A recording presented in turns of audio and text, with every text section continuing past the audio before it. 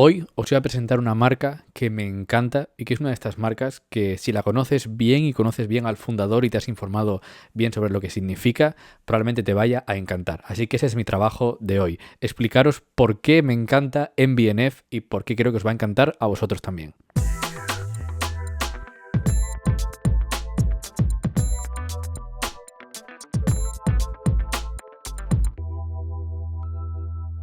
MBNF es un proyecto muy singular dentro de lo que es la relojería, principalmente de la relojería independiente. MBNF es una de las figuras más importantes de la relojería independiente como la concebimos a día de hoy.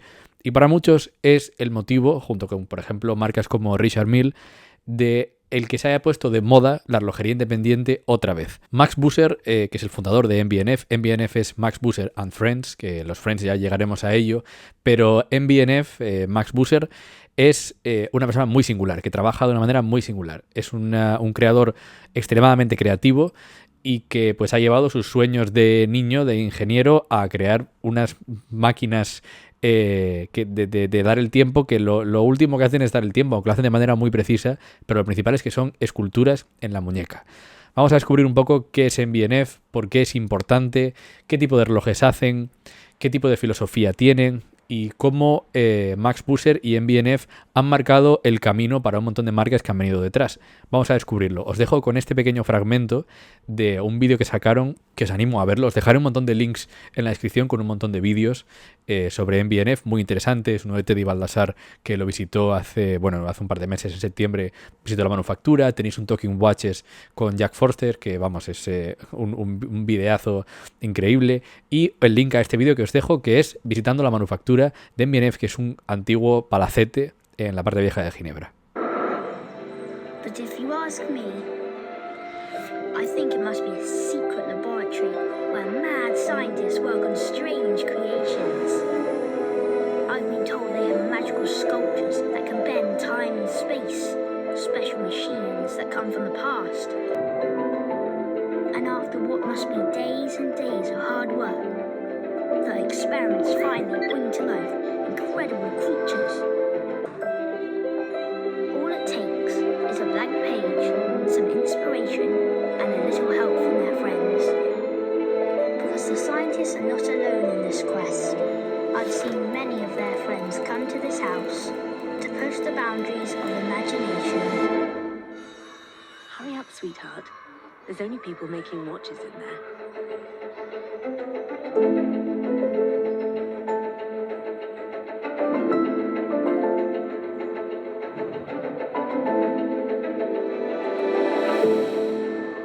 Bien, pues con esto os podéis dar una impresión muy buena, os podéis quedar con una buena impresión de lo que es MBNF. MBNF es el cumplimiento de la ilusión de Max Busser y sus amigos. Max Busser, pues empezó trabajando como relojero en Jaeger-LeCoultre y tras pasar por varias casas decidió montárselo por sí solo y estuvo un par de años en su apartamento empezando a crear relojes por sí solo. Luego empezó a crecer la empresa y a día de hoy pues es el MBNF que conocemos, con unos 50 empleados y una de las marcas más demandadas dentro de lo que es la relojería independiente, ¿vale? Siempre estamos hablando ahora en este vídeo de una marca que está en una esfera muy distinta a Rolex, a Patek, a AP, a todo ese tipo de marcas tan comerciales. Vamos a ver qué es MBNF. MBNF produce dos líneas principales de relojes y a través de los modelos podéis entender muy bien cuál es la filosofía de la empresa. Tienen dos líneas, una que es la línea de Horological Machines, HM, tienen el HM 1, 2, 3, donde cada pieza o cada línea es radicalmente distinta a la anterior y donde el objetivo es hacer pequeñas esculturas horológicas, ¿vale? Crean relojes tanto inspirados en el perfil de un coche como en la cara de un bulldog, como en aviones, en cohetes, en medusas, todo tipo de inspiraciones que se os puedan ocurrir y que se le puedan ocurrir a Max Busser y que hable con su equipo de Research and Development, las llevan a cabo y tras varios años, me refiero 4, 5, 6 años de producción, pues acaban llegando a estos productos tan singulares que, aunque sean muy grandes, son relojes bastante ponibles. Esa es la parte de Horological Machines, que es la parte más artística. Y luego tienen otra línea, que es la línea de Legacy Machines. Legacy Machines es la manera que tiene Max Busser de hacer un homenaje a la relojería del siglo XVIII y del siglo XIX, que yo también comparto esa opinión, es la época en la que vivieron los grandes genios de la relojería y los que marcaron el mercado que tenemos actualmente y los productos que se hacen actualmente. Entonces es la manera que tiene Max Busser de darle las gracias o de hacer un homenaje a cómo se hacían relojes en el siglo XVIII y en el siglo XIX.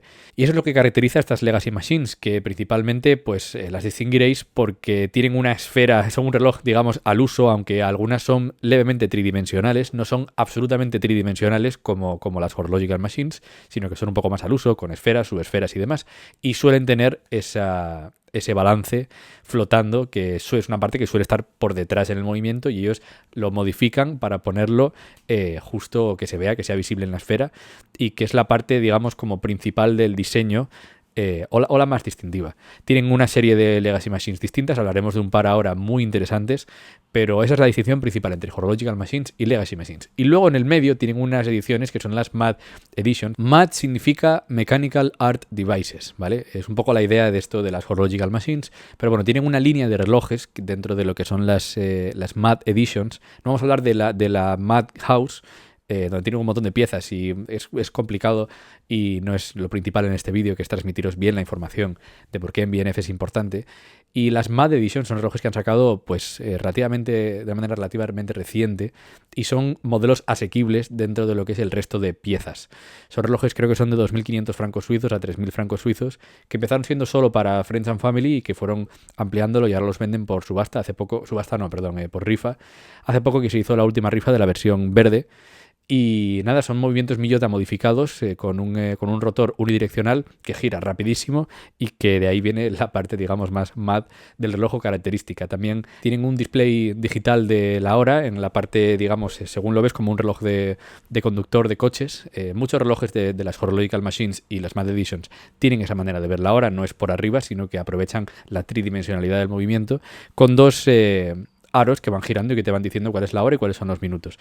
Es una máquina bastante distinta a lo que estamos acostumbrados a ver, sin duda es muy interesante y es una manera que tiene MB&F de acercar su relojería y su altísima relojería a un público que pueda, vamos, a esta gente que le encanta MB&F pero que no puede permitirse relojes de cientos de miles de euros, que puedan acceder a través de una rifa, que es el sistema más justo, a comprar un MAD Edition y tener un poco del gusto de tener algo de MB&F. Me parece una idea muy buena. Vamos a hablar ahora de por qué MB&F es tan importante en la relojería independiente. Pues bien, principalmente es porque Max Busser empezó haciendo lo que le da la gana sin pensar en si las cosas iban a vender o no. Él empezó a hacer sus diseños y muchas veces hablan en documentales y en vídeos y demás de que en MB&F empezaron sin saber qué estaban haciendo muy bien, sino que se guiaron por su instinto y les ha salido la cosa muy bien, igual que les podía haber salido muy mal.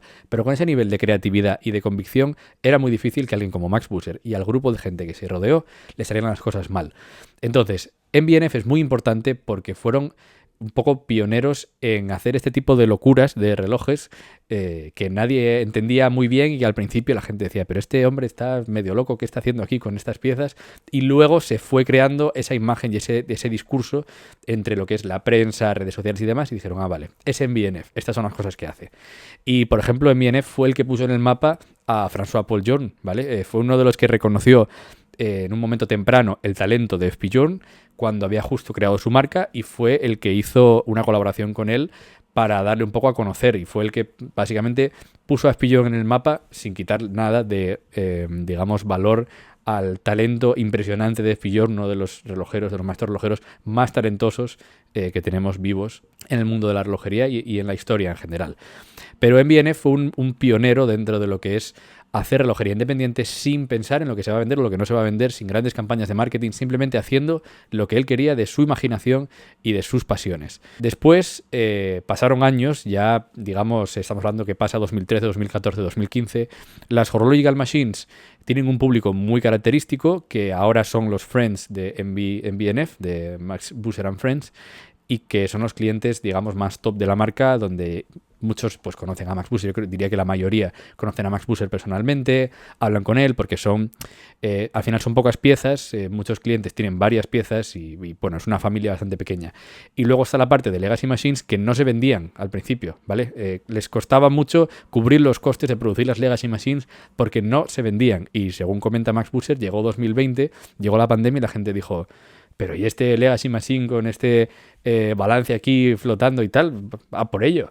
y la demanda pues se multiplicó de manera exponencial, es decir, el crecimiento fue tremendo hasta el punto en el que aumentó tanto la demanda que tiene mucha más demanda que oferta para todas sus piezas en MBNF, algo que es recurrente en el mundo de la relojería a día de hoy.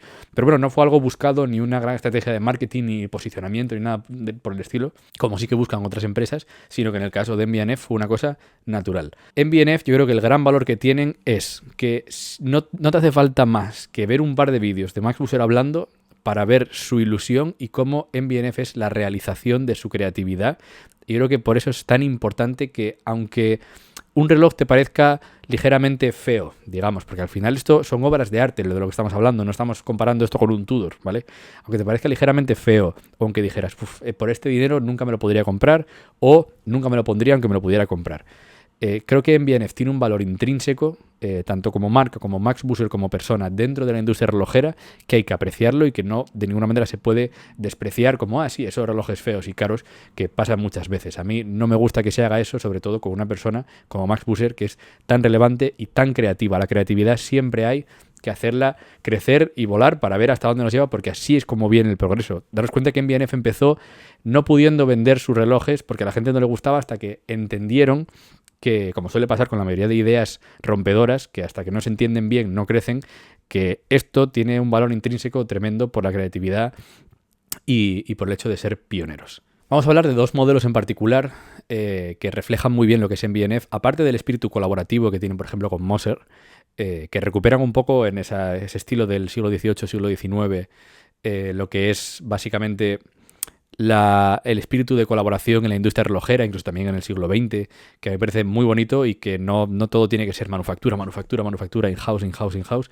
No, ese espíritu de colaboración no te quita mérito el hecho de que MBNF haga relojes con esfera de Moser y con calibre de otra compañía, no. Y en el caso de hoy os voy a hablar de dos relojes que hicieron en colaboración con el relojero independiente Stephen McDonnell. Vamos a hablar de un calendario perpetuo y de un cronógrafo que sacaron, el primer cronógrafo de MBNF. Hablemos del perpetuo. El perpetuo nació de la idea de Stephen McDonnell de decir, vale, la mayoría de calendarios perpetuos funcionan en base 31 y lo que tienen es una corrección de que cuando el mes no es el 31, digamos que el movimiento le dice, no, este mes no va aquí, te llevo hacia los 28, hacia los 30 que tiene este mes. Y dijo, ¿por qué no estamos dejando al movimiento ir a donde quiere ir?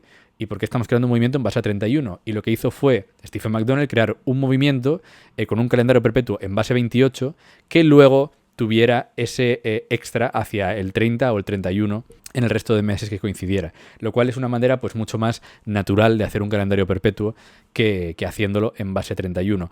Además, tienen embragues, varios botones, de manera que si tú te pasas con la fecha, puedes volver hacia atrás. Un calendario perpetuo, cuando tú te pasas con la fecha, hay que mandarlo a la manufactura a que te lo vuelvan a poner en hora, porque la manera de poner la fecha en un calendario perpetuo es tremenda. En este caso del MBNF Legacy Machine Perpetual, pues no hay que hacer eso. Y tiene varios botones y lo puedes manejar tú mismo, entonces es una máquina mucho más fácil, más sencilla de usar que un calendario perpetuo al uso. Y luego, tras el éxito de este reloj, sacaron el cronógrafo. Es el primer cronógrafo de MBNF que realmente es bastante distinto al cronógrafo normal. Porque no es solamente un cronógrafo, son dos cronógrafos en el mismo reloj. La idea era crear un cronógrafo de manera que se redujera la fricción que se introducía en el reloj al activar el cronógrafo. La mayoría de relojes con cronógrafo, cuando tú lo activas, se crea bastante fricción dentro del reloj, lo cual reduce la precisión muchísimo. Y querían hacer un cronógrafo de manera que cuando lo activaras, la fricción que se introdujese fuese la mínima posible. La fricción viene generada por la amplitud extra que se genera, pues reducir esa amplitud extra que se genera, esa holgura, digamos, y mejorar la precisión del cronógrafo. Hicieron esto juntando dos cronógrafos a la vez, independientes, con 4 botones, 2 para cada uno de ellos. Y luego un botón extra, un quinto botón, que lo que permitía es básicamente alternar entre los dos cronógrafos como si fuera una partida de ajedrez, que una vez funcionara uno, una vez funcionara el otro. En fin, una locura. Nada, os dejo ahora al final del vídeo con estas imágenes del LM, o sea, la Legacy Machine, que estuve viendo el otro día, que es una absoluta maravilla. Fijaos en cómo está hecha la esfera, cómo está terminada, con ese balance ahí flotando. Bueno, impresionante. Fijaros por atrás lo bien terminado que está el movimiento.